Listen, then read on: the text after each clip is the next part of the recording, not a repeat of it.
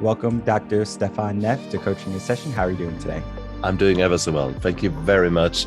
Thank you very much for letting me be part of your mission to make this world a little bit of a better place, one interview at a time. Of course. And I bring on special guests like you to tell their story and then to also share their wisdom.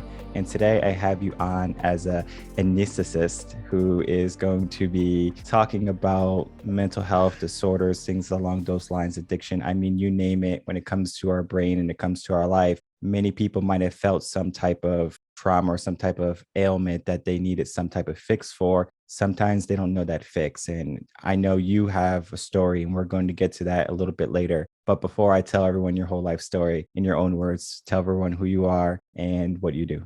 Well, I'm an anesthetist in New Zealand. I was brought up in Germany, so German strong roots. And I was brought up, in a typical kind of 60s, 70s, 80s fashion as a real man. A real man has to be hard, has to be, there's certain core beliefs that were pushed down to me, or which I soaked up naturally at that time. But nowadays I live here in New Zealand, have traveled around the world.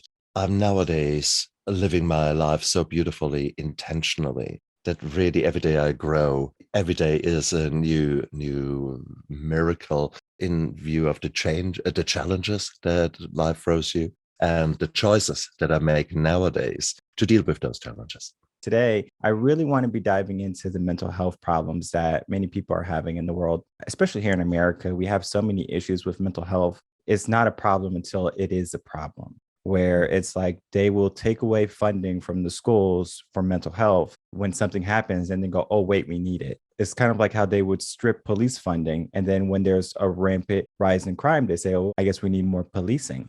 And then so it's kind of like they keep going back and forth. They're very wishy-washy with mental health. And the first area I want to talk to you about is trauma. Trauma is going to be different and unique to everyone. Sometimes that trauma can debilitate someone to the point where it can lead to other ailments. But looking at trauma, what is trauma? And then maybe looking at how would you start to get out of that trauma and climb out of it?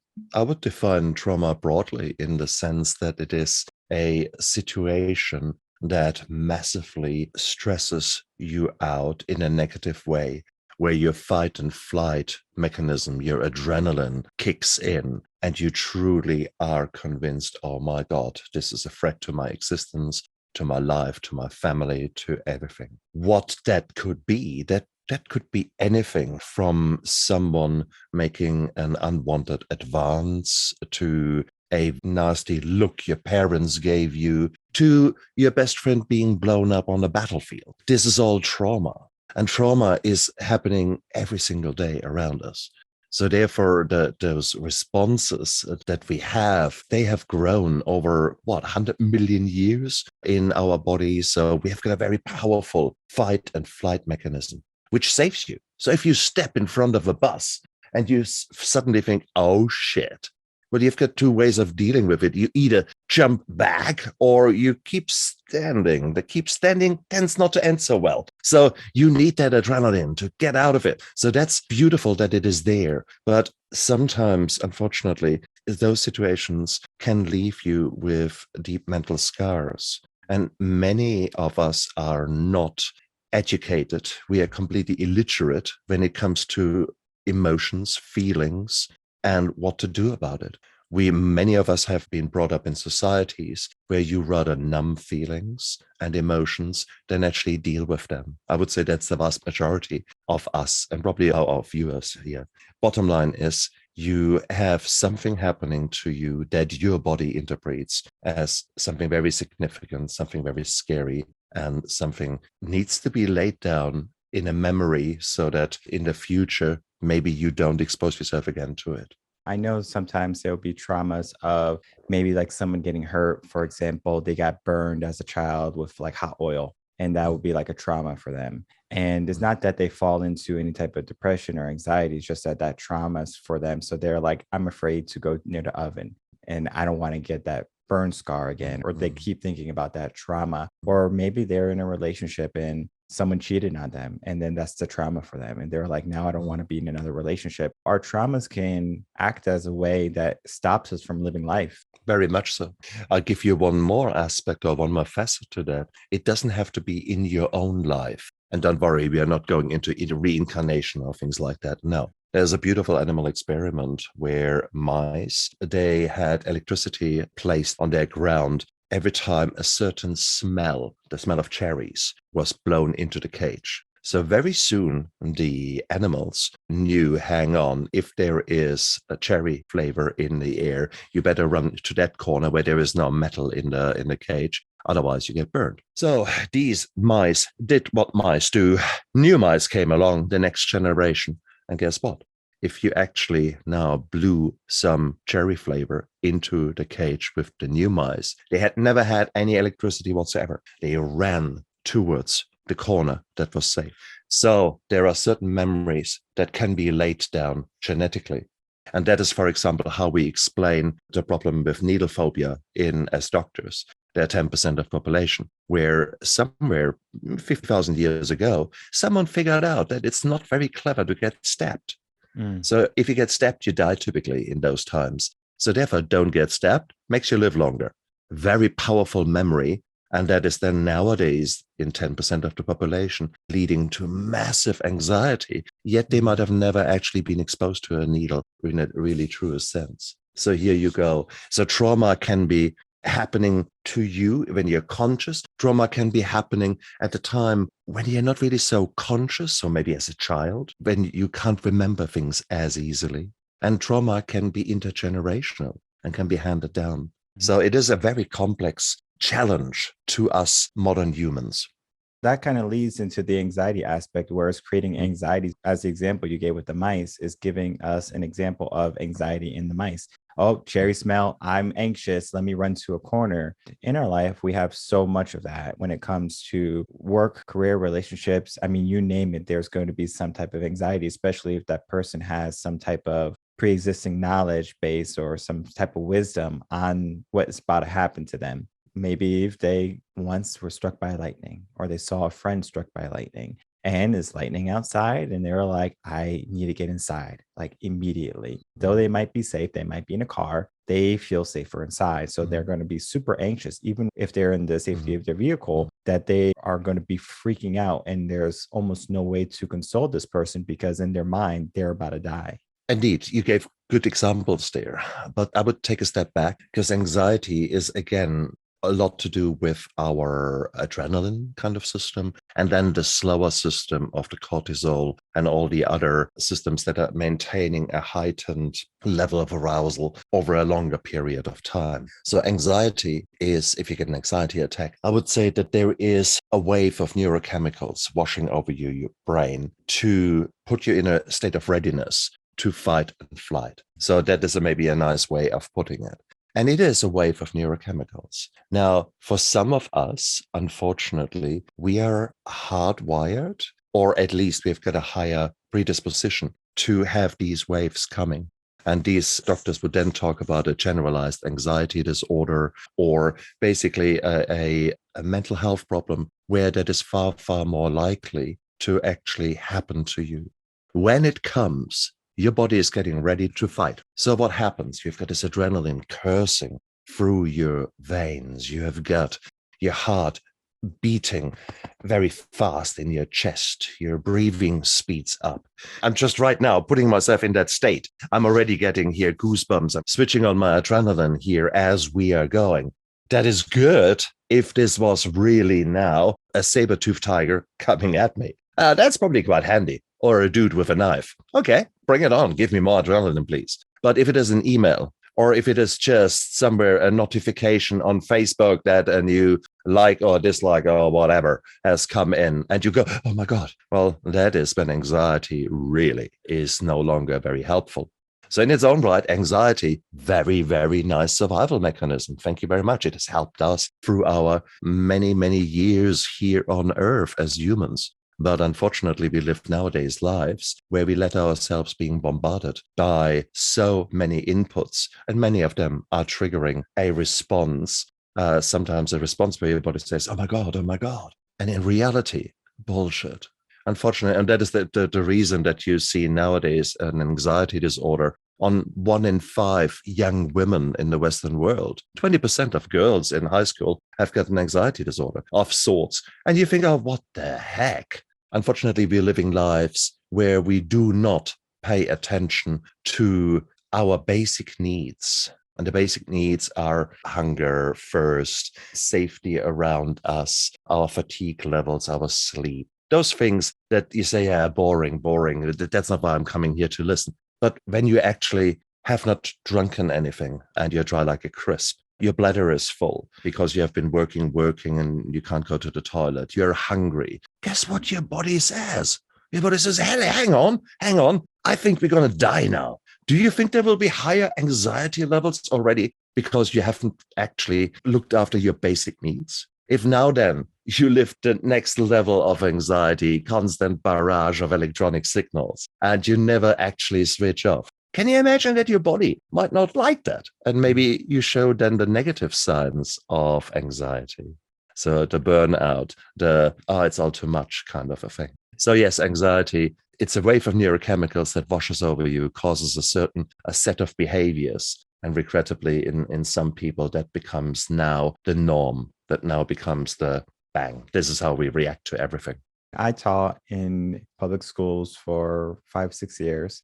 I saw the anxiety there. I mean, I saw it in first graders where you would think a first grader shouldn't have any type of stress, any type of anxiety, but it's there, it's prevalent. It's just because what we were doing, I'm not sure how it is over there where you are, but here in America, we are very big on standardized testing, and it's causing a lot of anxiety in these young minds, in these children, where it's like the teacher saying you have to do good, and the principals are pushing teachers, hey, this has to happen. Superintendents are pushing principals saying, hey, they have to do good, because it all stems to funding.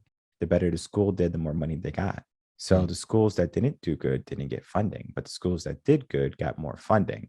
I remember when I was at the school, and sometimes you need to, use the photocopier or the laminator, things like that. Well, we ran out of paper, we ran out of ink, we ran out of laminate. And guess what? It was toward the end of the year, maybe 2 months left, and we're not going to get any more. So we had to do the best we could. And it's difficult for teachers because they don't have the resources to provide the best type of education for the kids, because they're literally scraping by with the crumbs that they have. And it all comes down to funding. If you do good, you get rewarded. But if you do bad, you don't get rewarded. So this anxiety was prevalent in schools. And I mean, all the way up to high school. And I know it's still in college too, because I was in college too. So you can see people having anxiety about tests or friends or whatever it be. It's a lot. I'll tell you a story. It was a middle school girl, wonderful girl, very shy. She had a boyfriend at the time. And so she just kind of hanged around the boyfriend, but no one else in the school really liked her because she was hanging around this guy, and the guy was pretty cool. And then everyone else was jealous of her. So there's a lot of bullying going on. And so this girl was bullied. And she was always trying to fight, all these hateful comments and things like that, where in school she was protected because of teachers and things like that. But once she went home, social media, Facebook, I mean, there was nothing we could do. Well, she graduates middle school. In her first year of high school, she commits suicide. And it was because of the extensive amounts of bullying. So that anxiety and that trauma that she had to deal with for 2, 3 years, maybe even longer, at that point, she decided the easiest way for her was to end her life so she didn't have to feel it. So that kind of goes into that depression aspect, because she was at that point where she's like, there's nothing I can do to feel better. And my life is done. It was sad. And I remember all the teachers talking about it. It was just like, everyone was just like, it's such a waste, because she has so much potential, even though teachers and counselors will speak to her and, do their best to try to console her, give her methods to deal with the bullying and all the hardship she was going through. She still couldn't get out of that way of thinking. Are you not putting the focus on the ambulance on the bottom of the cliff? How about putting the focus on the bullying?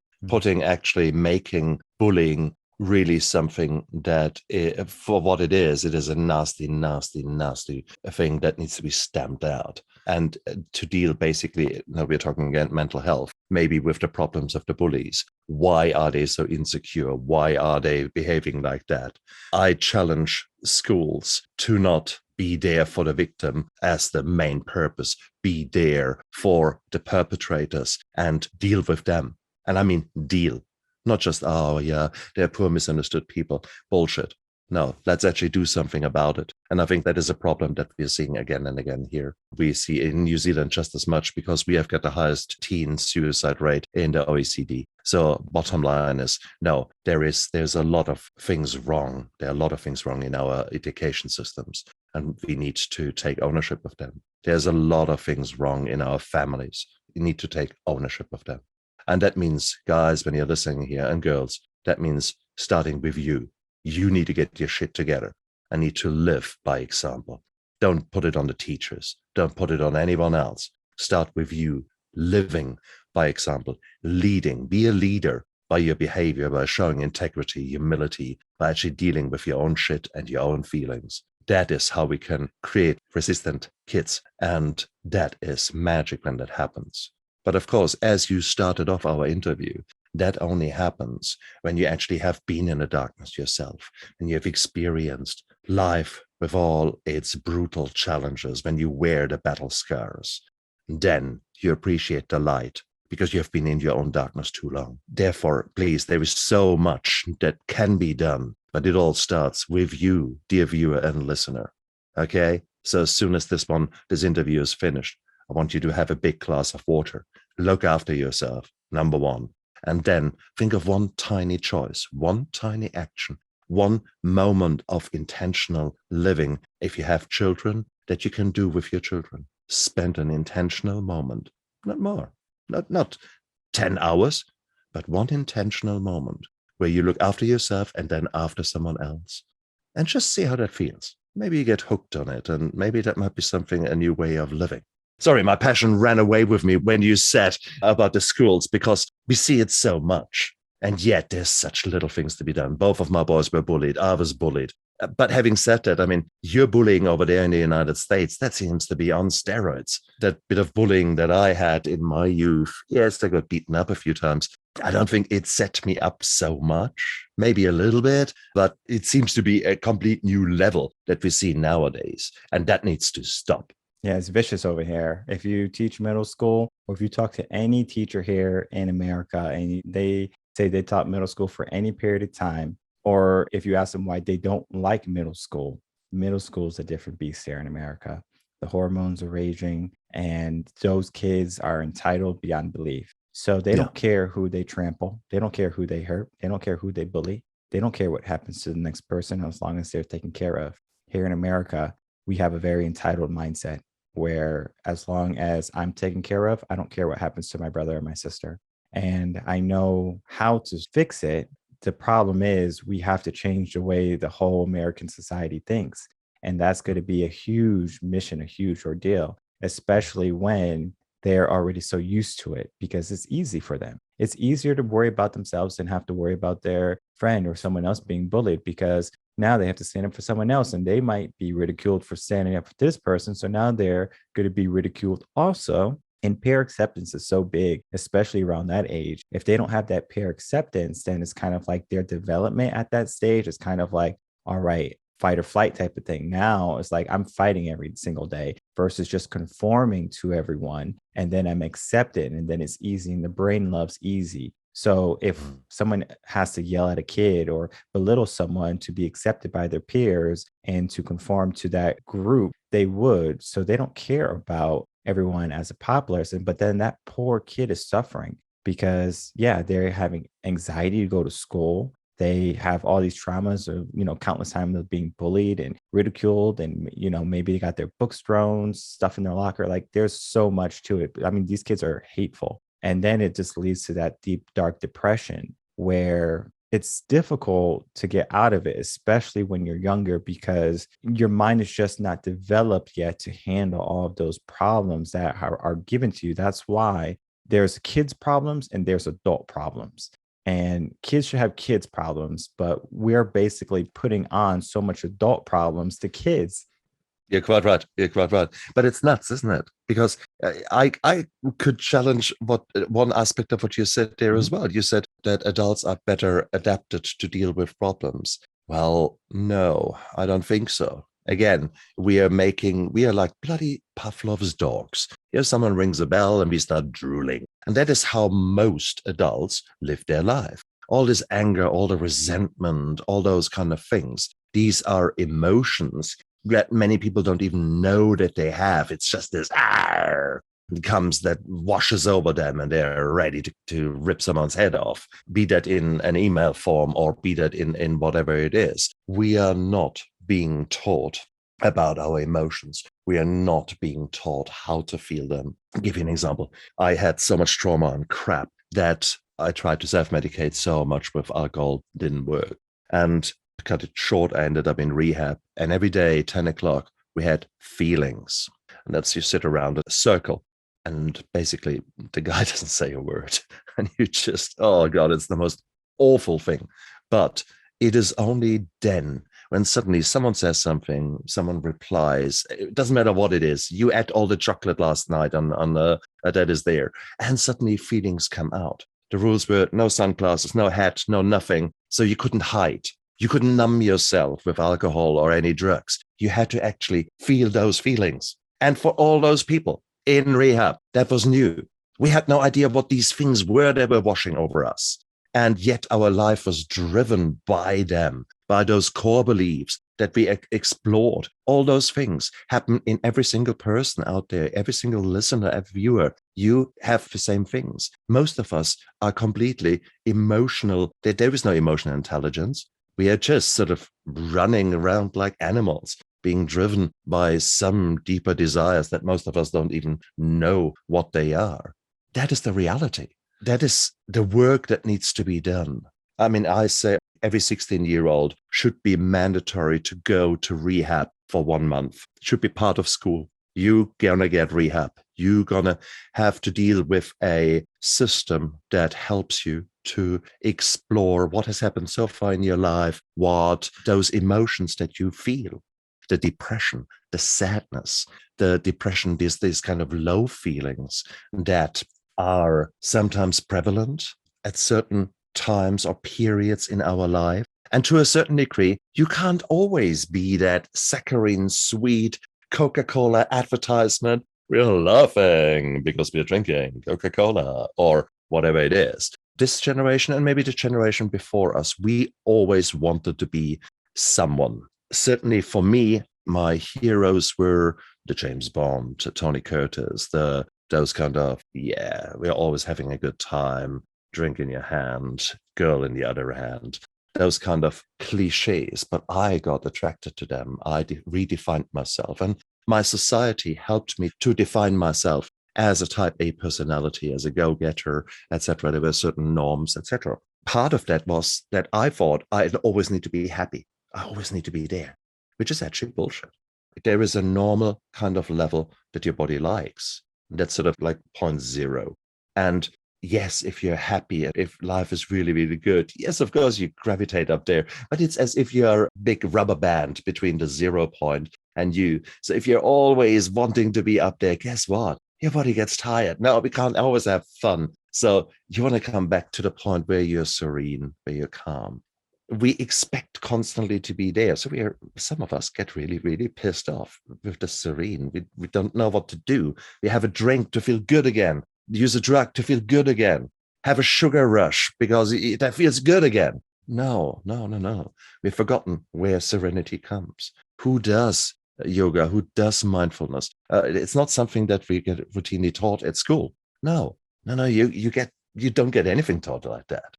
But then, just as much as you strive to be up there, from now and then, life has got its way of pulling you down, and there are moments of sadness, and some of them are very justified. A pet dies, a relative dies, you get some really bad news. It is normal to feel not right. It's normal to feel sad, to be low, to maybe have stupid thoughts running through your head. That's all is normal. for a certain period of time. However, for some of us, without much happening, the serenity 0 point gets shifted and it comes the new norm, the new thermostat setting is at a very low, low end. And that is where you actually feel constantly down, blue, out, however words you subscribe to. It is, you're not feeling right, you're feeling low. And there are often feelings of helplessness, hopelessness, of sometimes ideas of the world would be better if you were not here, kind of stuff. There are often symptoms with your body that your weight shifts either up or down. There is problems with your sleep. You think when you're down, you should sleep well because you just want to be out. No, your sleep is all over the show. And typically, in my case, 4 o'clock in the morning, bing, I was wide awake. And someone played the worst of Stephan over the last 40 years. Every single thing I did wrong, it just was played in front of me. There's shame, there is guilt, there's all that kind of stuff happening. And if that is there for 3 months or even 6 months and longer, that is what is called depression. This is what is called a clinical depression. Having said that, depression is a chameleon. It can hide itself in so many forms. It is, for me, one of my key symptoms with hindsight was anger and resentment. That was my main default reply to those emotions. And yeah, I was a very angry man. So that was my story. But if you listen to many stories of depression, then you see how different depression can affect each and every one of us, at least on the surface. But then when you dig down to it, it's the same things that a doctor would try to look for and would recognize, and which therefore are the diagnostic criteria for depression. So it is something that is hitting you about 1 in 3, 1 in 4 chance in your lifetime. It is more common when you suffer an injury and have chronic pain, or when there are other diseases affecting you and that are setting you up. But it's also, you can think you are depressed, but in reality, there's something going on in your body that could be very easily cured and fixed. Let's say a woman who has been bleeding heavily through her periods and has a shit nutrition, doesn't look after her iron, etc. Well, the red color in the blood system will go low. In other words, the hemoglobin that carries oxygen to the body will be low. So therefore you feel crap. No surprise. So one of the first things that someone with depression should do is really get in touch with your GP, your family physician, and actually say, look, hey, this is what happens. I feel really down. I've got these thoughts. Oh my God, I need help. And with help, a GP in the first instance will take a series of bloods and will actually check for some very treatable reasons why you feel lousy. And surprise, surprise, there might be something there. And you deal with it, and bang, your mood is back to where it belongs. And at least serenity, normal, not this saccharine high crap. That is the first thing. So depression, we discussed how it looks like, that it can be a chameleon, and that there can be very much treatable causes for it. So therefore, don't wait. Don't hang around and think, oh, it's going to be fine. It's just me. I don't need to bother anyone. No, please be open, be honest. It's okay not to be okay, but it's not okay to just be quiet about it. No, you're not all right. Okay, there are days when you've got the blues, end of the story, and you just want to roll up in a ball and feel sorry for yourself. Cool. Okay, you might have just, again, burned the candle on 3 ends and in the middle everywhere. Maybe you're just burned out and you need time out. Okay, that's your body sending you a message. Okay, so if that happens over a weekend, well, for crying out loud, tell your friends, no, you're not going out. It's time for you to look after yourself. Okay, watch some films, eat maybe some things that might not be so healthy for you. Okay, go for it. But, 1 or 2 days, that's normal. 1 or 2 months, more than 3 months, no. Go to see some help and see what's going on. I mean, if we look at different areas of the world, different countries, different cultures, everyone has a model. Here in America, our model is men have to be tough, women can be nurturing, caring, loving. So men don't cry. Men don't talk about their feelings or their emotions. So we bottle them up. So we bottle them up, and to the point where we don't understand our emotions because we never had to address them. We always just threw them away, tucked them away somewhere safe where no one will ever find them, not even us. So we are experts at hiding how we feel. We put on a smile to show the world that we're okay and we're making it through. But really, we can be more depressed than anything you can imagine. And that typically leads to abuse, where they can abuse others, they can abuse themselves, they can abuse substances. And here in America, I know it's very common for people not to want to fight their way out of this depression. So they look for the easy way. Give me a drug. They go to the doctor. The doctor is so heavy handed, and they will write a prescription before they do a test to see if there's any imbalances, is there any other things that need to be addressed. We're giving everyone a band aid, but we're not giving them a cure. Our society is built on that band aid. Well, let me just fix you for now, and then maybe you'll turn out okay. Later down the line, you realize that you're not okay. And a lot of these adults that come to me are not okay. They're broken. And one of the reasons I started my business was because of the limiting beliefs and because I saw the school system. Again, I was in middle school, I was in high school. I saw what was coming out of those establishments, of those schooling regiments, whatever you want to consider them. I saw that they were coming out unprepared, unequipped, and they weren't happy. So now they're just going along with society, going along with what their parents say, and not really looking on the inside because they have been told their whole life, don't worry about what's on the inside. Just do the best you can, and then everything will work out. Well, sometimes people don't get to that. So they say, I just can't keep feeling this way. So they smoke some weed, they drink some alcohol. And before you know it, that's the only way that they can get out of that low, low, low state of depression. So they're at that low point in that depression. And so they only feel good when they get that high. So that's when they feel good. That's when they are happy. That's when everyone loves them in their mind. And so they are like, this is good. So finally the high wears off and they're in that dark place and they're shivering and they're cold and they're scared. The only thing they want is to feel normal again. And normal for them is high. Very nicely said. Very nicely said.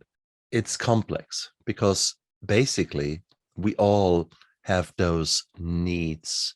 We talked about the basic survival needs, but then there are higher needs up there that we want. We want warmth, we want love, we want connection.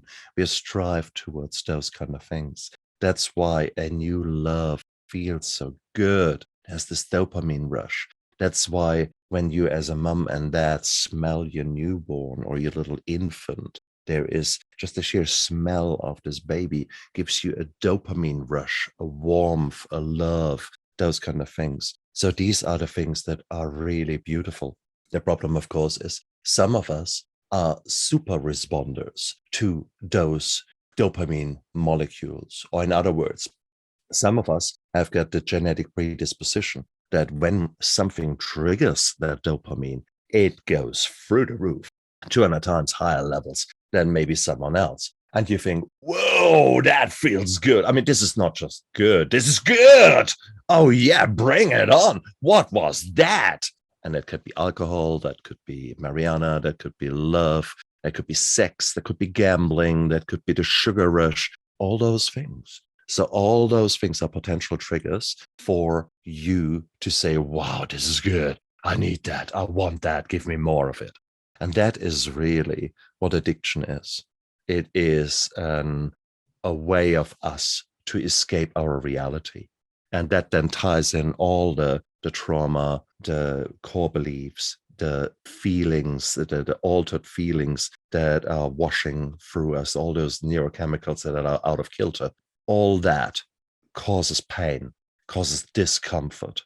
And that is where then suddenly a certain behavior or a certain drug becomes so alluring, so tantalizing, because it changes your state and you don't have to work on it. You don't have to, it's much easier to unscrew a bottle of wine than actually to do 20 minutes of mindfulness or yoga or meditation. Most people have been brought up to have a certain set of standards, especially in the United States. You're strong. A whole generation was defined by being strong, being a man, as you alluded to. Therefore, for such people, we want to be strong. We don't want to be weak to go into, let's say, a yoga studio. Are you kidding me? That's so weird when you actually think about it. We're actually our own worst enemy, because certainly we have let society dictate how we are supposed to be and how we're supposed to feel. And like sheep, we have been driven down that paddock. And now we find ourselves here and we don't like the paddock. I've had some fantastic guests, a soldier who was at the tip of despair. He was defining himself as the alpha guy. And he ran into a machine gun. Unfortunately, the machine gun fired the other way towards him. And he ended up not so well afterwards. So his whole masculinity, his whole everything that he defined himself as a man got stripped away. And he literally ended up in a cave, homeless, etc., the whole 9 yards. And it is that problem. We are living up to certain gods, certain idols that we have put up there. At the moment, we do no longer meet our own expectations. The rug is pulled from underneath us. And that is a really, really, really bad thing.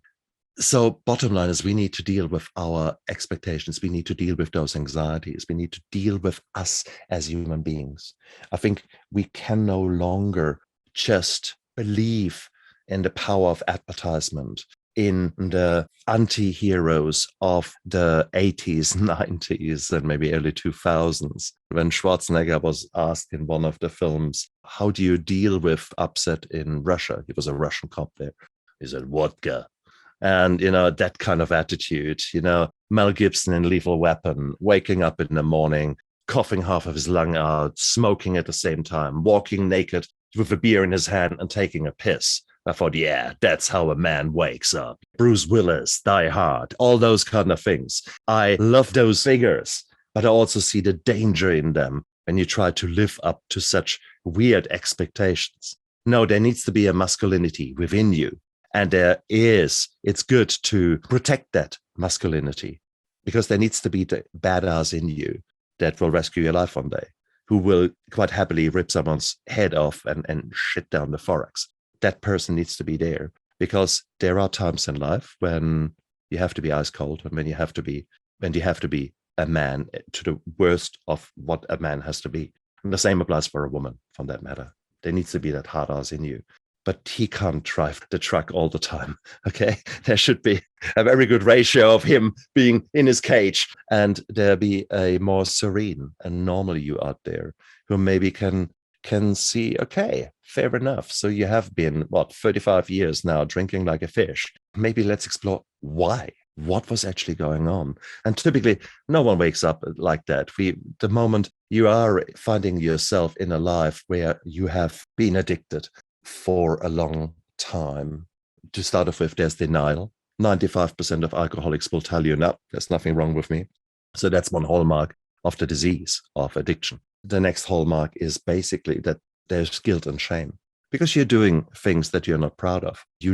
Probably deep inside, you shouldn't really drink a whole bottle of vodka every day. So there's this guilt, there's this shame. And maybe you're treating people around you in a nasty way because of your hurt feelings, because of whatever is going on in you. So there are many, many reasons, many hurdles that you put in your own way to prevent you getting better, prevent you getting good. And that's really, really hard. That's unfortunately why people in addiction often don't seek help. And it takes either a run-in with the law or a few run-ins with the law. It takes a serious health threat before anything happens. There's so many high-functioning alcoholics out there, high-functioning addicts, which are actually pillars of society or decent workers. In reality, they are holding it together for 8 or 10 hours a day, and then they go home and fall apart.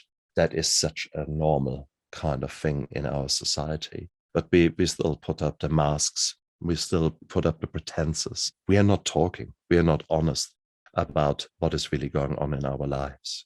Yet, when we actually start addressing the trauma in our lives, when we start to ask, why do I constantly try to escape my reality? that is when the magic happens. Often enough, you need help with that. And that's where hopefully someone loves you enough that they hate the addiction, but love the addict, that they want to do something about it. That is then when they might guide you into an AA meeting. They might guide you towards a psychologist, towards your GP, again, your family physician, who is at the core, he probably has known you for many years and he sees that you're not right. Okay.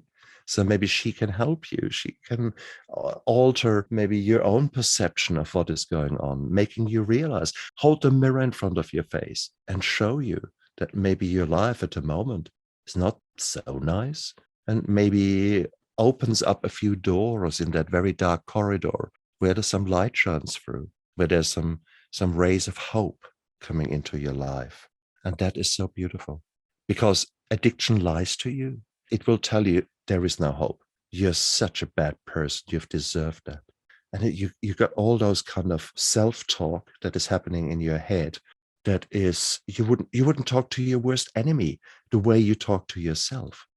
So that is, once someone actually shows you that and helps you maybe with equips you with some tools, psychological tools, to maybe counter this negative self-talk, to give you maybe some practical ways forward. So next time you're drowning in an anxiety attack, that you learn maybe how to breathe differently. Next time that when you're low and feeling down and out, that maybe you have learned how to take a different stance, how to actually change your physical state and do something really stupid. Tony Robbins is famous for his way of dealing with his own anxiety and basically trying to put a power stance and then looks up to the ceiling, smiles like mad, and then says, "Now be sad. Come on, I want to be sad. I want to be sad right now." And he's taking the mick out of himself in this way. But it is actually doing such stupid things that your body gets interrupted. Your body gets interrupted in its track. And you think, if you've done something stupid, maybe own up to it and actually make fun out of yourself. So the self-depreciating humor can be so powerful and can be so beautiful. Some actors are masters in that. If you listen to their interviews, they will always make jokes, but often about themselves in such a beautiful way that we warm to them instinctively. And that happens to me at work, because sometimes I do stupid things.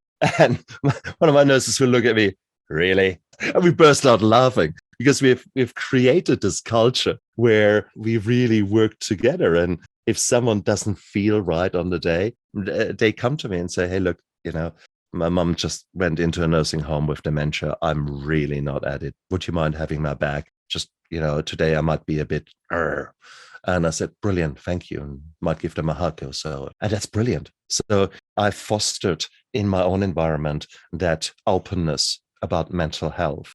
Everyone knows that I had been in rehab. Everyone knows that I live a very authentic life. There are days when I'm really good. And because I work on myself, most days I'm at the serene level and a bit above. So I'm having a good time.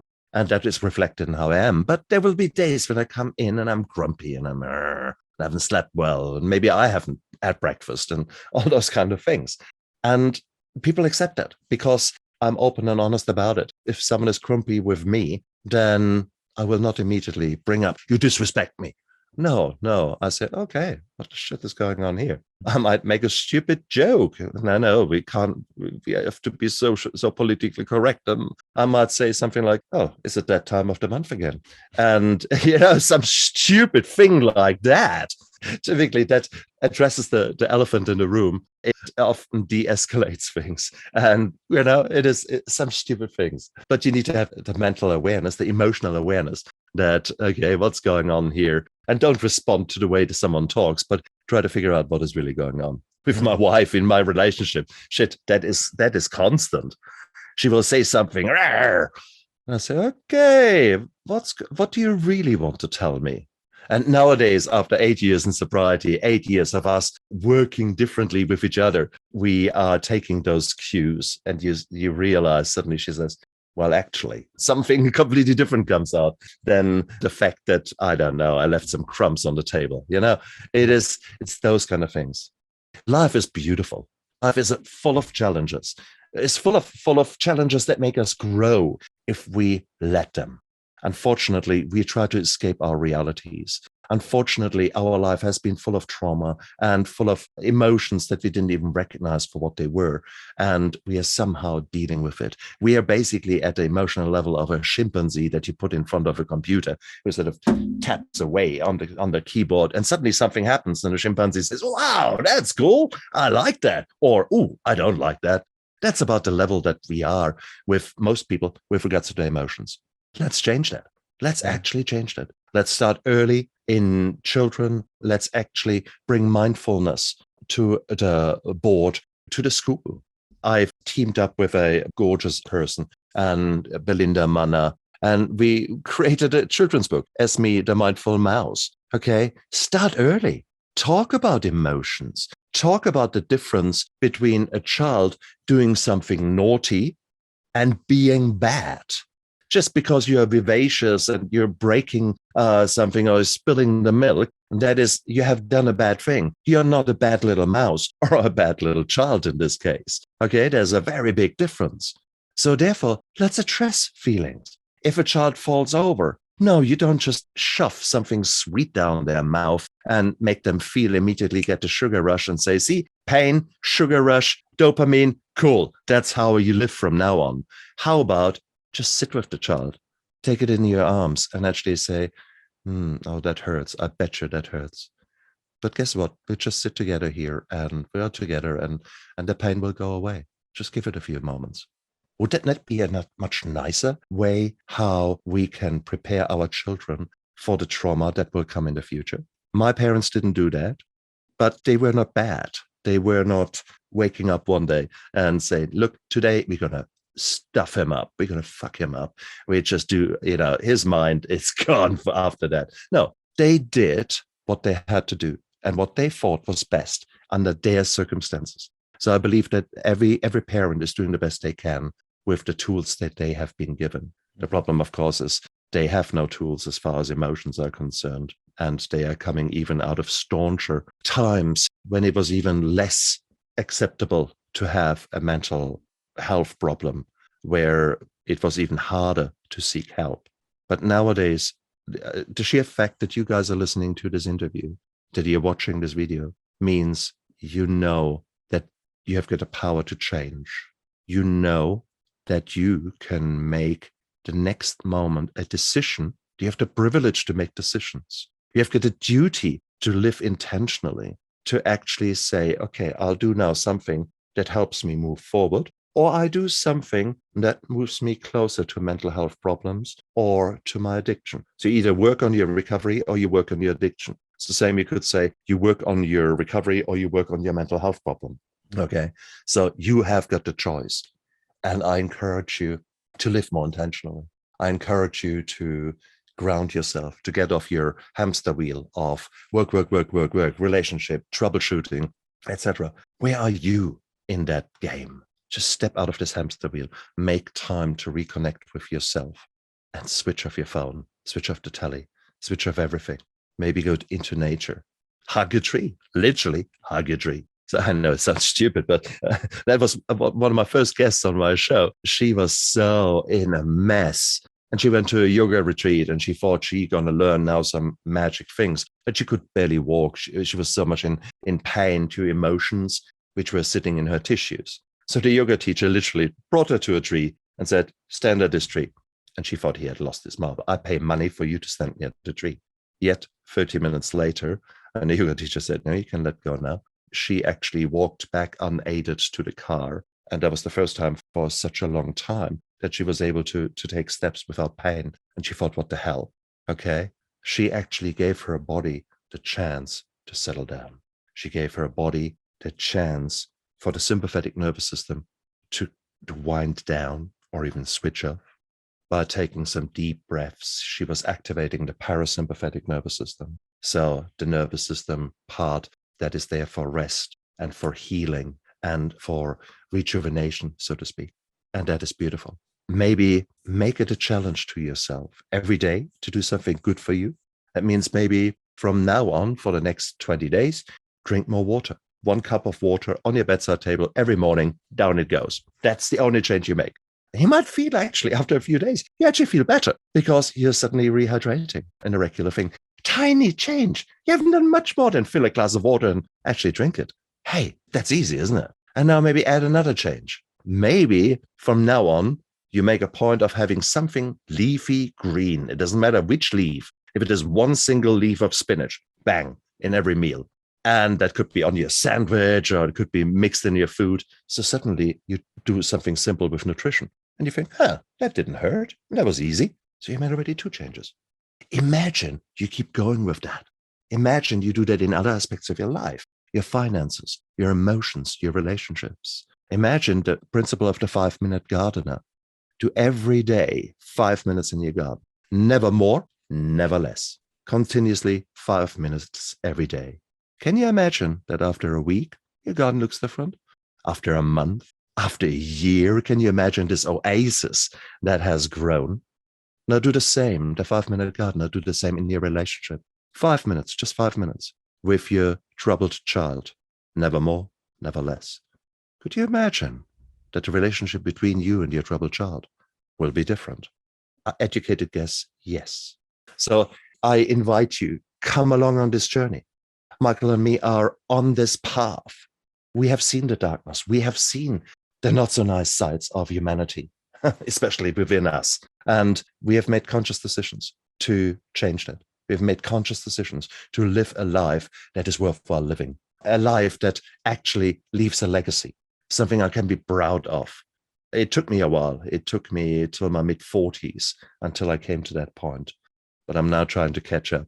I'm still an addict, but I'm addicted to life. I invite you to come along onto this journey because life is beautiful. With all its challenges and obstacles, it is beautiful. Come along for a ride.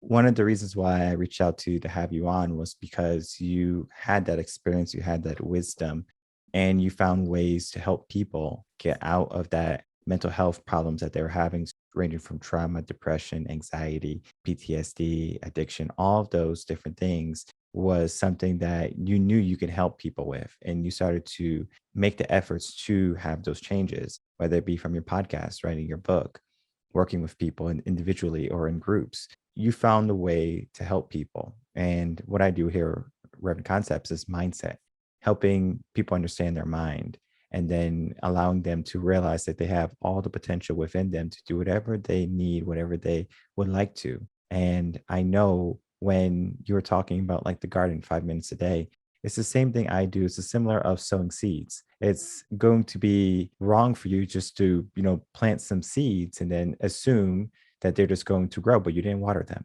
So you watered them. And then the next day you said you watered them, but nothing has come up. Sometimes it takes time. And when it comes to our own life, our own mental health, things can take time, but you do have to nurture yourself. You do have to go on that road for betterment and self-care. And sometimes people are looking for that quick fix, but sometimes it can take some time. Be patient, right? Be patient with yourself, with the progress you're making. It might not be from A to B immediately. Sometimes you're going to have to take detours before you get to B. And I know so many people are so quick to try to get to the destination that they fail to understand the journey. And sometimes the journey can be tough. It can be painful. It will be challenging, but it's rewarding because then when you get there, you can finally say that you did it. And then you put that knowledge in your mind that you did it. And then you keep on doing it. You keep on changing areas of your life that you want to make changes in. So if you're not happy with your addiction, if you're not happy being depressed, if you want to get out of this deep, dark traumas that you had in your life, that maybe you've been one of those people that would just throw everything in the corner. And eventually, if you keep throwing things in the corner, it's going to either surmount to so much where eventually things topple over, or the stench from that corner is finally going to reek into the rest of your life. So you have to figure out what you have to do. And sometimes it's going to require you to really get your hands dirty and to go in your mind and to take care of all those traumas. And it doesn't have to be one day thing. It doesn't have to be, okay, I'm going to spend a week and I'm going to be done. Sometimes it can take a lifetime. And even myself, I always have to remind myself that, yes, if I'm making changes, it doesn't have to be immediate. And it's Mm. similar to fitness, it's similar to mindset. You make small changes, and then those small changes are going to equate to the bigger changes. And I know you have a book on addictions, and you have Mm. the 12 steps, 12 principles that you kind of go on. I know you want to say something about what I just said. So I want you Oh no, to. no, I was just, oh, absolutely. No, I'm just saying that trauma comes in layers Mhm. and healing comes in layers too. So I so commend you on what you just said. It is so true. And that's a pitfall in when you go to in a rehab hospital. I'm a go-getter, so therefore I went, okay, now I've got rehab. Cool, I will going to be the best rehab patient ever. So I went all the work. I went 100% in and then some. And then the month was over, and they said, well, now your journey starts. I said, what do you mean? I've done it all. I've worked, I've ticked it off. Yeah, my ass. And it is a journey where things continuously will challenge you. And that is life. Just accept it for what it is. You were alluding to my book, Here's My Steps to Sobriety. It's a book that really came about because of all the darkness and that I've gone through. And I was so blessed to be guided by some wonderful people in my rehab. So I thought, okay, come on, let's actually write about that, because that story is, my God, had I known some of those bits, my God. So again, there is My Steps to Sobriety, and it is a bit my story. It goes into the 12-step system, but more in the sense of a failing business rather than some religious way of dealing with things. It's very simple that if you have a restaurant and a friend has a restaurant, you are buzzing and there is no one in his restaurant, he might come to you and then say, well, what's going on? Would you mind coming along and just checking me out? And you go across, you might order a meal, check out the front of the house. You will look behind the scenes, see what's happening, figure out what is going well, what is not going so well. And you might then have a good chat and say, well, actually, no one is ordering that stuff off your menu. Get rid of it. It's unnecessary costs. And let's focus on what goes well. So you strengthen the good sides, ditch or work on the bad sides. You put a quality assurance program in, teach the staff, then maybe go back to your core customers and say, hey, look, guys, we've lost our way a bit, but we're now back. And we want to say thank you for coming back to us. So therefore, here is a 30% off voucher for your next meal and 2 drinks thrown in for free. So you're making amends. And then down the line, you have the quality assurance program is running, you look after your business, and you come to a point that it is as busy as your friend's business. And you say, wow, what a ride. I love that. Now, I had such a good time of improving myself. Maybe I now help others to improve yourself. Well, that's exactly a 12-step program. That's the 12 steps, but expressed in a business term, which makes perfect sense for me. But I didn't realize that the failing business was me. And so that was a beautiful thing. And then a good third of the book is actually about the challenges that you will have to face. It is normal. There will be toxic people coming into your life. There will be financial hardship. There will be depression. There are all these kind of things. It's just bound to happen.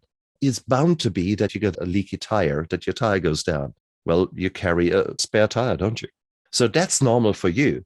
Yet, when it comes to your own mental health, you know you will suffer from depression one day. Why not have a spare tire? Why not know actually how the tire looks like? And then maybe where to seek help. So those kind of things. So therefore, it is full of action plans, my book, and full of thoughts, maybe that help you, guide you in your own life. In a summary, the past does not equal the future. Whatever has happened to you so far, it's great. What has happened is that you are now sick and tired of being sick and tired. That's beautiful. You're ready to make a change. So go out there and live your life to the fullest. That's really what I encourage you to do. And you're already on the path because you're listening to this show. You're thinking, hey, these two numbnuts, they have something there. Maybe, just maybe, I can change too. And the answer is yes, you can.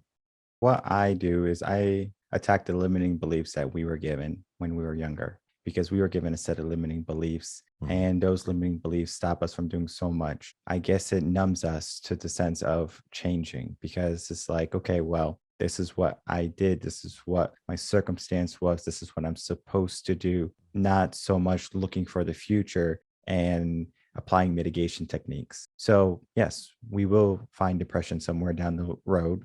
Yes, we will have to go through depression, trauma, anxiety, all of those different emotions or feelings or states of being. We will one day find ourselves there. Most of my clients, they wait till they get there until they find help. And I always encourage people, like, if you're not there yet, find a way to strengthen your mindset where you can be in a better place when that happens. You're not going to build a bridge of twigs. And when it finally collapses, say, you know what, we should use cement. We should get into the mindset of, okay, well, let's build the best bridge we can today. So all of our connections that we have in our mind, in our relationships, in our life are going to be strong and not weak and fragile and then break at the slightest gust of wind. Sometimes we have to have that wake up call for us to really realize that we have been ignoring what we could do. And it's just, we have to act. And I know perception is a big thing where you perceive that, oh, this won't happen to me. Oh, like that's not possible. Like my life is so good, or, I'll never be depressed, or something like that happens. But there's people who have wonderful mindsets. But the moment something traumatic happens in their life, they immediately go down into that hole. And it could be that they got in a car accident and that the doctor came in and they said that they can never walk again. And now they're immediately plummeted into this depression, this darkness that they never thought they would get in this car accident. Yeah, of course. No one would wish that on themselves. But in reality, things happen. You can do things today by listening to this podcast, of course, checking out some of Stephan's work. He has a wonderful podcast that you can check out. He's passionate beyond words about what he does, what he preaches. And I know here, especially in America, and I can even say around the world confidently, that mental health is a rising concern, is a rising problem. What we need to do is nip it in the butt versus allowing it to run rampant and then finally getting to that point where we say, well, we really have to do something, because now it's going to be like a wildfire that we didn't try to corner and then start to extinguish it. We're just allowing it to kind of set ablaze and kind of run rampant in the sense of wild. And then when it's finally a problem, then we make it a problem or a concern. Well, let's make it a problem today. Let's make it a top priority today, where we say, you know what, I'm going to attack this mental health that might not be vivid yet in your life. It might not be visible to you, but maybe to other people, maybe to a coach, a guide, they can see your blind spots. And we all have them. I know I have coaches that help me see my blind spots. It's an eye-opening experience when you talk to someone. I had a parent the other day call me. She wanted coaching for her kid. I turned her away because she was thinking her kid had the problem, but in reality, she had the problem. She just couldn't see it. So the fact that she was blind to the reason why her kid is this way, she was saying that the kid is broken and the kid needs help, when in reality, she needed to make changes herself. So sometimes we are blind to our own insecurities, our own problems, and we really need someone to say, hey, this is the problem. And you need to start to make adjustments if you want to see other changes in your life, whether it be in your relationships, your family, your career, you name it. It can be changed. It's just that you have to be aware of that change too. So if I can from you, Stephan, please tell people where they could find you. And then any last words. My Steps to Sobriety, all written in one word.com, is my website. My YouTube channel and my podcast have got the same name. So it's easy to find. My book has got the same name. Well, one of my books has got the same name, My Steps to Sobriety. I'm involved in a number of projects, and it is beautiful because it is an amazing life once you open yourself up and become vulnerable, and other people who are on the same path, you automatically become allies. I'm putting a few other books together, so this is an ongoing journey. So if you want to stay connected, just check me out on my website, mystepstosobriety.com. My passing words with you is, the past does not equal the future. You can make changes right now, and you are not a victim of circumstance. You are not just a victim. You are a survivor. You are a thriver. Become the thriver, though, by taking action. And we have given you so many options today already. So go out there, look after yourself, and live with passion. So all your links will be in the description box below for people to easily find you. Check out your podcast. Some of the things that we talked about are going to be even brought into more scenarios, more events for them to get a good understanding, because we briefly talked about mental health because it's such a big topic where it's difficult to get it done in one episode of a podcast. And I know you have a whole podcast dealing on this. You're in the, almost in the 300s now, and it's going to keep on going up because there's just so much to talk about. And as our world changes, mental health is going to change, and there has to be adjustments. And it's okay to make adjustments in your life, where if you start to notice that you're going down a path that you're not necessarily in love with, you can change it. So understand that, and then begin to make the changes that you want for yourself. So I want to thank you so much, Dr. Stephan Neff, for coming on coaching a session. So much wisdom, and you basically took over the show, and I enjoyed every minute of it. Thank you so much for having me. It was an honor, and I hope I was able to help.